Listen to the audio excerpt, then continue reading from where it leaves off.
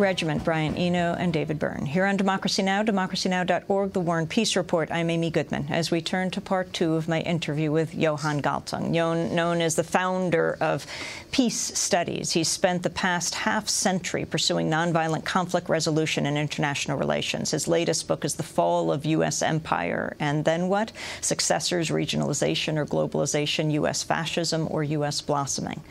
I spoke to him last week about his prediction of the collapse of the U.S. empire in 10 years, he says, by 2020. In the second part of our interview, Galtung discusses his assessment of President Obama, the U.S. corporate media, and more. But we began with the war in Afghanistan, where he's worked extensively in attempts at conflict resolution. Now let's look at it from a Washington point of view. Pursuing a victory which will never happen. I'll say why. 1.56 billion Muslims are dedicated to the idea of defending Islam when trampled upon. Some of them are traveling to Afghanistan. Some of them are doing it somewhere else, in other ways. Those ways can become quite disagreeable, as we know. Point 2. There is no capitulation in Islam to infidels. It doesn't exist.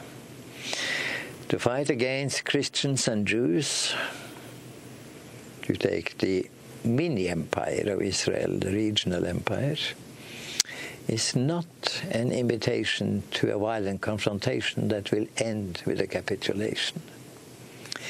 In other words, the time perspective of the Muslim community is unlimited. I don't think the time perspective of Washington is unlimited. So you can say, of course, who has the longer time perspective will win.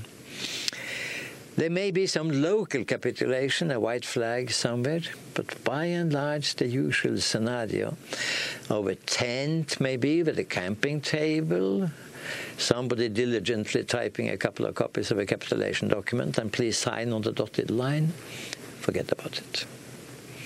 Forget about it. That's not the way it happens these days. So having said that, victory is out.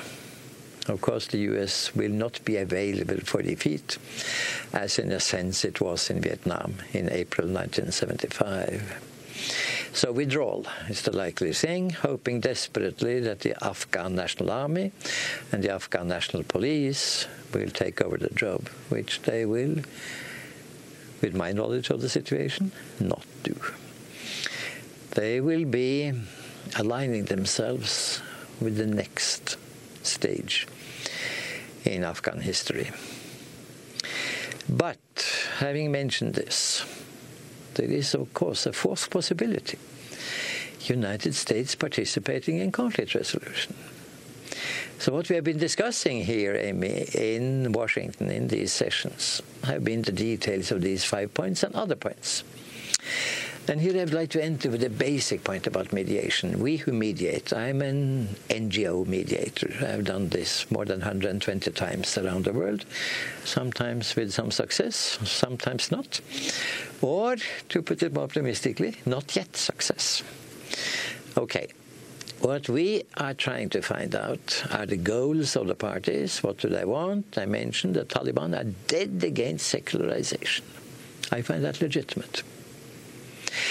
The U.S. goal of a base, I find it illegitimate. The U.S. goal of an oil pipeline and controlling it, I find it illegitimate, by means of war. But the U.S. goal that no attack should come from Afghanistan, I find completely legitimate. I don't think that's what happened 9/11. I don't think the attack came from Afghanistan. Nor do I think Osama bin Laden's role was very much important. I think it was essentially Saudi Arabian.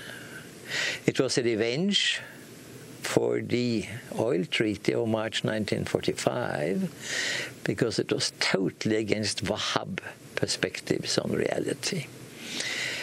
That the good life is the life as lived at the time of the Prophet, and as the Prophet said when he expired in 632, in this country there shall be no two religions.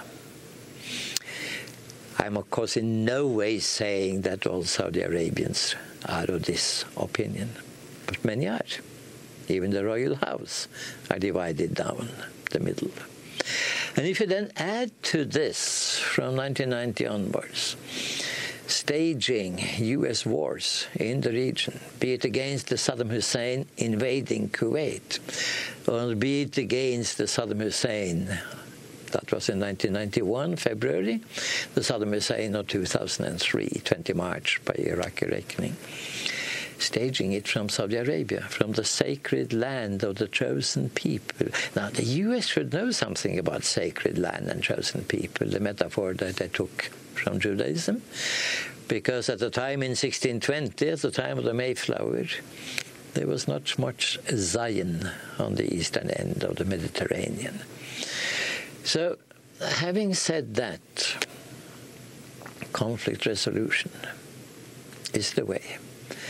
But that can only happen if you understand what the people want, legitimate goals in Afghanistan, and taking into consideration what, to my mind, is an absolutely legitimate goal from Washington: no attack shall emerge from Afghanistan. Even if it didn't do so, and to the best of my knowledge, in 2001.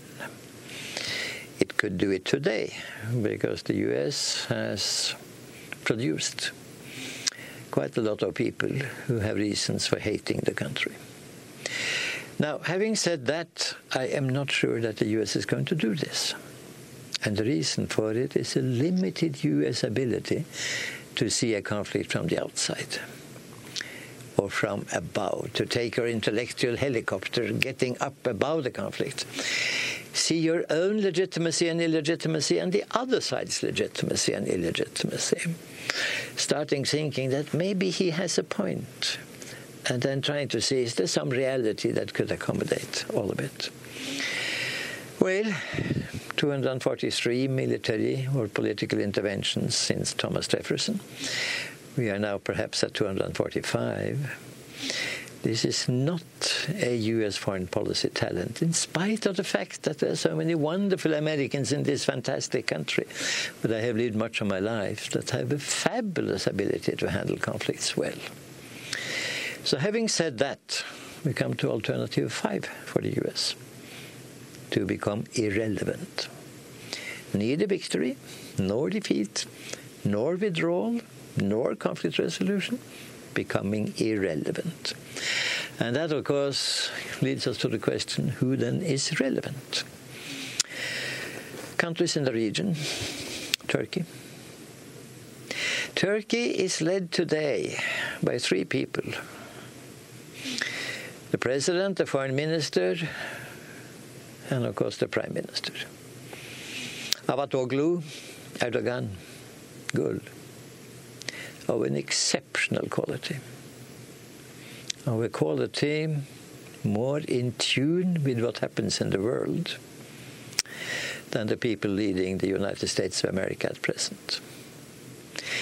I'm not talking badly about Obama and Hillary Clinton. I'm just saying that those 3, it's very hard to come up to that level. Now, they are not becoming a regional power. They are now very high up on world diplomacy. They are not, as Washington Post is saying, turning against the West. They're turning against the United States and Israel, turning against the U.S. empire and the Israeli mini-empire after 1967, 43 years ago, after the occupation, after the June War. You see, all over the region you find people saying that we can tolerate, we can live with. When I talk with Hamas people and ask them, is there an Israeli you can acknowledge, you can recognize? And they say, by and large, for June 1967, with some revisions. Well, Turkey is on that side, and they are making contacts now with Iran, with Afghanistan, Iran with Afghanistan, Iran with Turkey. So there you have a quite interesting triad coming up. Add to that Russia and China, not India. India is outside this game. It's an unimportant country for the time being, in spite of its size. Also now involved in a very deadly war and unable to find good solutions with the Naxalites.